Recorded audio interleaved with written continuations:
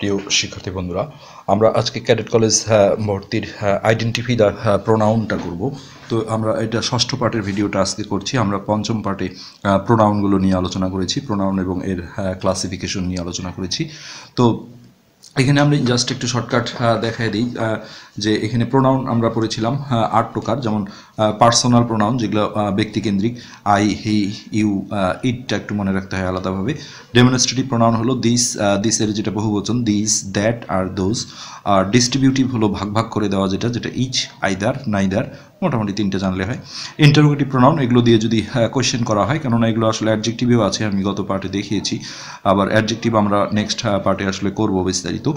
Parts of স্পিচটা আসলে খুবই একটা জরুরি জিনিস, এটা বড় ক্লাসের জন্য খুব প্রয়োজন হয়।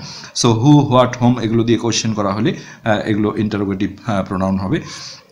আর ইনডিফিনিট প্রোনাউনের অনেক উদাহরণ, যেহেতু ইনডিফিনিট মানে হলো অনির্দিষ্ট, তো এই ওয়ার্ডগুলো দিয়ে অনির্দিষ্ট করে কিছু বলা হয়, কোনো নির্দিষ্ট বোঝানো হয় না, যেমন এনি অফ দেম এরকম কিছু, somebody, someone, nobody, none, something, somebody, few, little, both ইত্যাদি। এগুলো হলো ইনডেফিনিট প্রোনাউন। আর রিলেটিভ মানে যেহেতু আত্মীয়, তো এই রিলেটিভ প্রোনাউনগুলো ম্যাক্সিমাম বাক্যের মাঝখানে বসে, দুটো বাক্যের মাঝখানে, যেমন this is the pen, what I want অথবা দ্যাট আই ওয়ান্ট। আর মানুষের ক্ষেত্রে হু বা হোম বসে, this is the man who came here yesterday, এই জাতীয় মাঝে যখন বসে। দুই একটা ক্ষেত্রে অবশ্য সামনে বসে, আমরা দেখিয়েছিলাম এটি। আর রিফ্লেক্সিভ প্রোনাউন হলো, এটা যদিও অ্যাটাচ করা দুইটা নাম, রিফ্লেক্সিভ অ্যান্ড এমফ্যাটিক প্রোনাউন।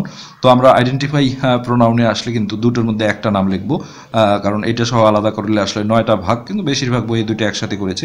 তো এটার বুদ্ধি হলো, এখানে উদাহরণগুলো আছে, একটা বাক্যের শেষে যখন এরকম থাকে হিমসেলফ অথবা সেলফস বহুবচনের ক্ষেত্রে, এই ক্ষেত্রে আমরা শুধুমাত্র রিফ্লেক্সিভ প্রোনাউন বলবো, এমফ্যাটিক কথাটা উচ্চারণ করব না। আর যখন বাক্যটা এরকম থাকে he himself will do it, মানে এই যে এমফেসাইজ কথাটার অর্থ জোর দেওয়া, এমফেসাইজ থেকে এমফ্যাটিক কথাটা এসেছে, অর্থাৎ সে নিজেই এরকম মিনিং করে, মানে সাবজেক্টের ইমিডিয়েট পরে যদি থাকে, যেমন এরকম I my self will do it, আমি নিজেই এটা করব, এক্ষেত্রে আমরা রিফ্লেক্সিভ না বলে শুধু এমফ্যাটিক বলবো।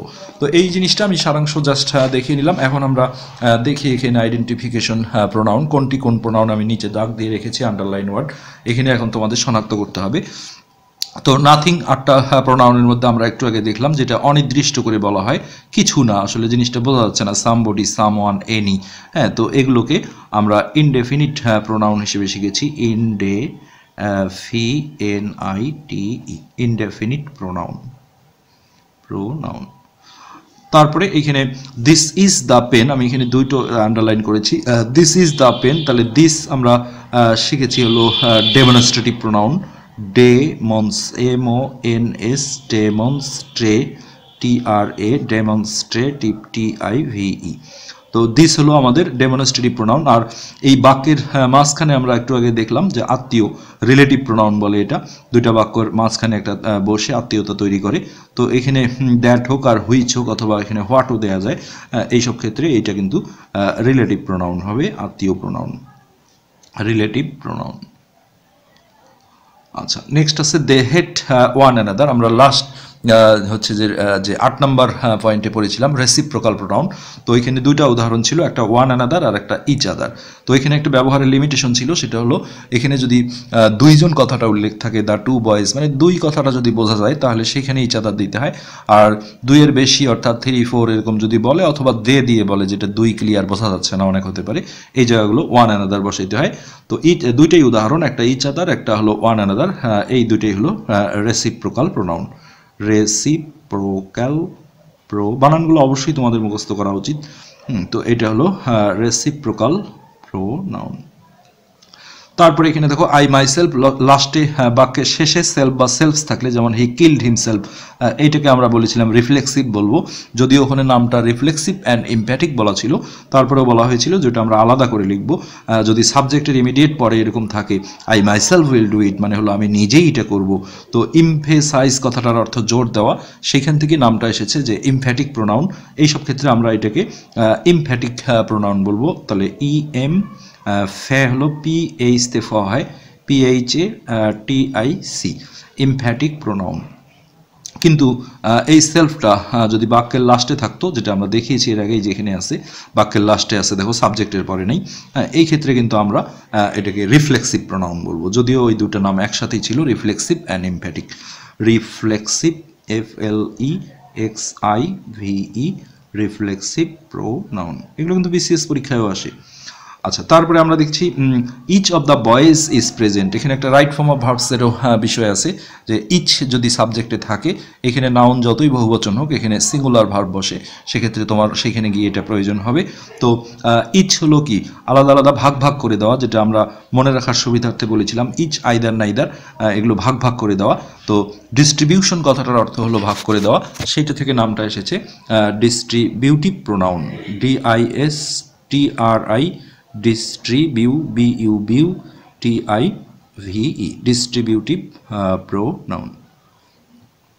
তারপরে দোজ আর মাই পেন্স, তাহলে দিস, তারপরে দিসের বহুবচন যেটা দিস, TICAC, দ্যাট আর দোজ, এগুলো আমরা শিখেছি demonstrative pronoun.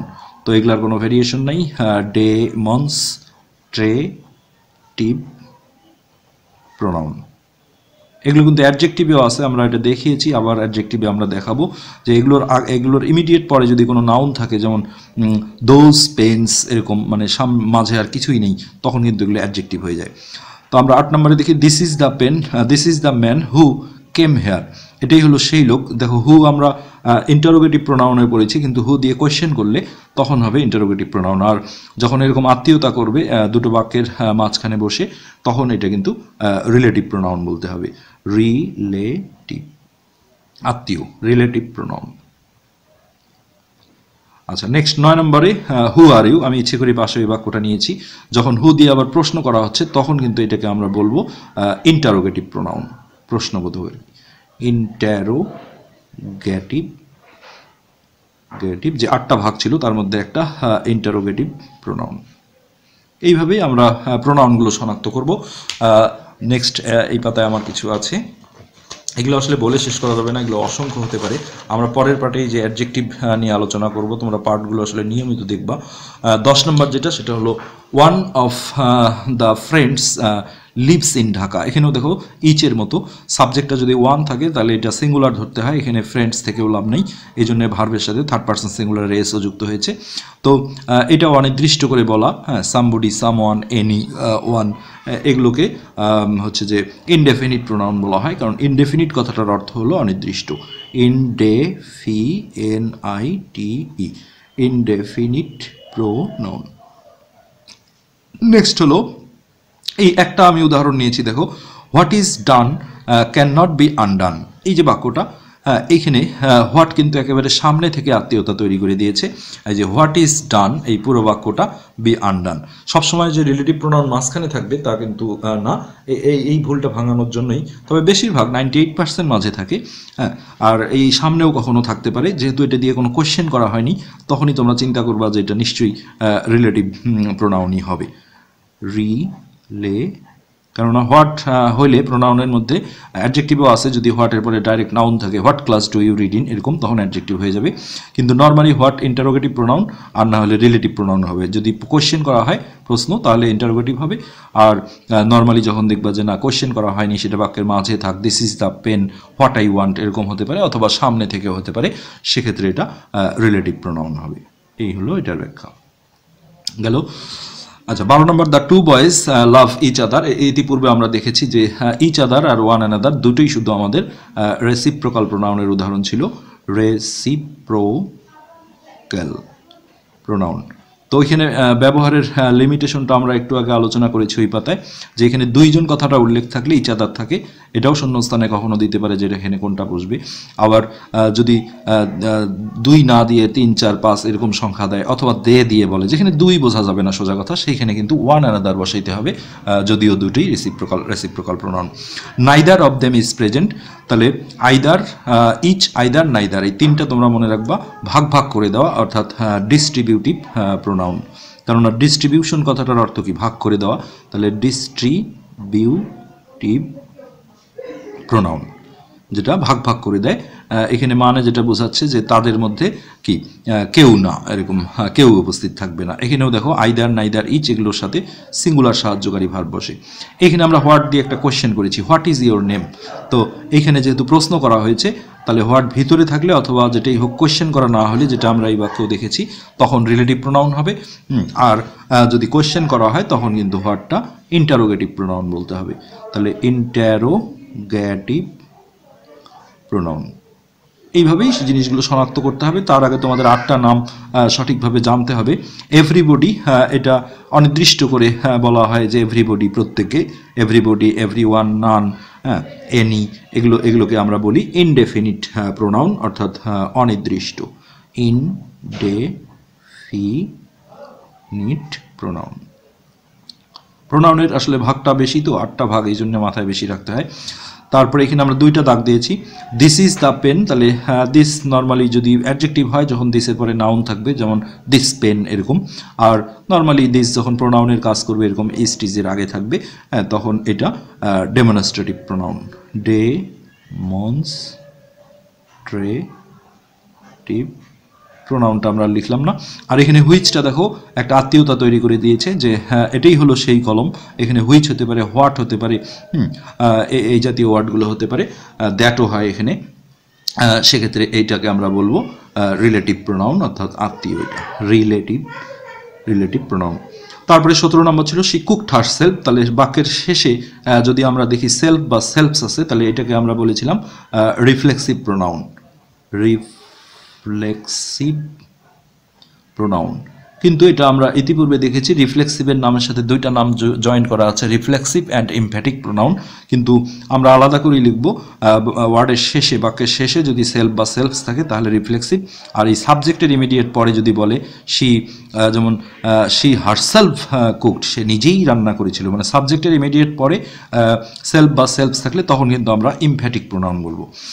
Many war called, তো মেনি মানে আমরা বুঝতেছি অনেক, কিন্তু এটাও অনির্দিষ্ট বোঝানো হয়, কোনো নির্দিষ্ট সংখ্যক কিছু না। তো এটাও আমরা অনির্দিষ্টগুলো সব ইনডেফিনিট প্রোনাউন বলবো। আমরা আগের পার্টে দেখিয়েছি ইনডেফিনিট প্রোনাউনের অনেকগুলো উদাহরণ দিয়েছি, তোমরা ওগুলো নোট করে রাখবা। ইনডেফিনিট প্রোনাউন হবে মেনি হলো। তারপরে হুজ ইজ, মেনি কিন্তু আবার অ্যাডজেক্টিভেও আছে, যখন নাউন প্রোনাউনের দোষগুণ মানে সংখ্যা বোঝাবে। যেমন আই হ্যাভ, অ্যাডজেক্টিভ চেনার সবচেয়ে ভালো বুদ্ধি যেগুলোর ইমিডিয়েট পরে নাউন থাকতে হবে। আই হ্যাভ মেনি পেন্স, মেনির পরে ডাইরেক্ট দেখো একটা পেন্স নাউন বসাই দিলাম, তাহলে সেই ক্ষেত্রে কিন্তু অ্যাডজেক্টিভের কাজ করবে। যেগুলো আমরা দেখিয়েছি যে দিস বা হোয়াট, এগুলো কিন্তু তাই হবে। ইমিডিয়েট পরে যদি কোনো নাউন থাকে তাহলে আর প্রোনাউন হবে না, অ্যাডজেক্টিভ হয়ে যাবে। এটা আমরা অ্যাডজেক্টিভের পরের পার্টে করবো, সেখানে আমরা দেখব। Whose pen, whose is this pen, তাহলে যেহেতু এটা কোশ্চেন করা হয়েছে তাহলে অবশ্যই এটা ইন্টারোগেটিভ প্রোনাউন হবে নিঃসন্দেহে। প্রশ্ন করলেই যেটা প্রোনাউন আছে সেটা ইন্টারোগেটিভ হবে, interrogative pronoun, interrogative pronoun. Each of them is present, তো এরকম বাক্য আমরা আগেও করেছি। ইচ, আইদার, নাইদার, 3টা মনে রাখতে হবে, যেটা ভাগ ভাগ করে দেওয়ার বিষয়, অর্থাৎ ডিস্ট্রিবিউশন কথাটা থেকে এসেছে ডিস্ট্রিবিউটিভ প্রোনাউন, ডিস্ট্রিবিউটিভ প্রোনাউন।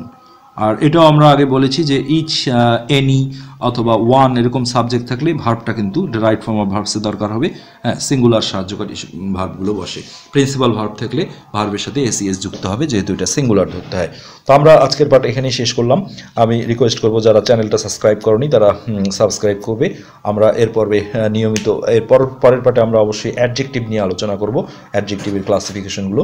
আজকে এ পর্যন্তই, ধন্যবাদ।